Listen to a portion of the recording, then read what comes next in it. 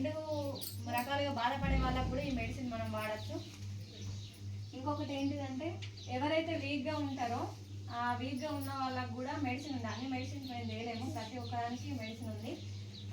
ఎవరైతే లావు ఉన్న వాళ్ళు సన్నగా కావడానికి కానీ, లేకపోతే వీక్గా ఉన్న వాళ్ళు కొంచెం బలంగా కావడానికి కానీ అట్లా కూడా మా దగ్గర మెడిసిన్ ఉంది. ప్రతి ఒక్కదానికి కూడా మా దగ్గర మెడిసిన్ ఉంది.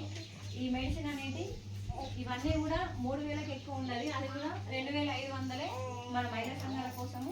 వేరే బయట వాళ్ళకైనా 3000, మన మహిళా సంఘాలకు మాత్రం 2500.